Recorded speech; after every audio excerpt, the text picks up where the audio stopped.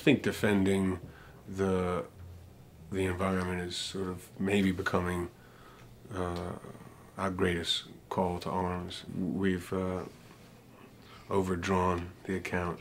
The most powerful forces in West Virginia are the coal mines. They're the ones that have the power. They have the power over the politicians. They have the power over the people who need to work and feed their families. And so these are people who are in a sense voiceless because they're modest means and they need to work. So who do they work for? But they work for the coal companies. And the exploitation through mining in many ways, just like the disaster recently, is terrible.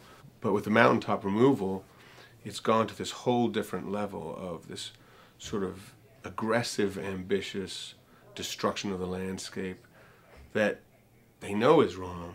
They know, Massey knows it's wrong. They know they're polluting the water. They know they're polluting the air. They know they're polluting the people that are working there.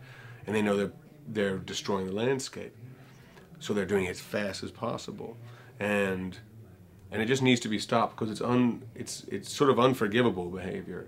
I go to West Virginia in the winter and in the summer, and it's so beautiful.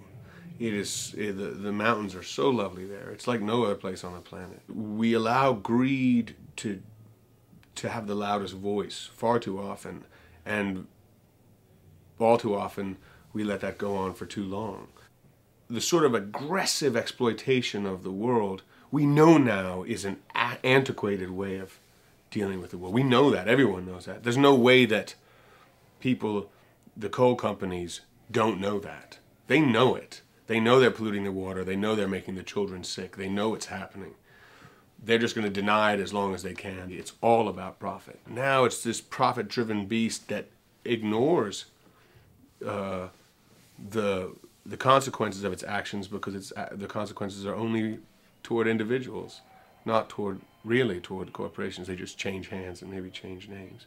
That's a big flaw in the design. If we could redesign that, that'd be good. And again, I think it's, it's certainly on some level, if someone sings specifically about an issue, that's one thing. But I think in a lot of ways, music just has a way of turning people's heads. All I have to do is come and sing a song just to make more people turn their heads in this direction. Because that's what we have to do, is just raise awareness. Once you educate people about the truth, people are less inclined to defend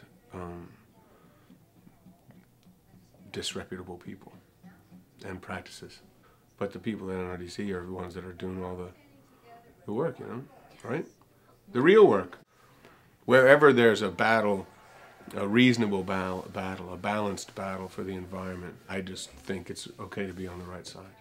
We can't get back what we lose if we let it go all the way. And in the case of West Virginia, there's been enormous environmental damage already done, but I think we can certainly turn it around. To find out more about the devastation of mountaintop removal, go to musicsavesmountains.org.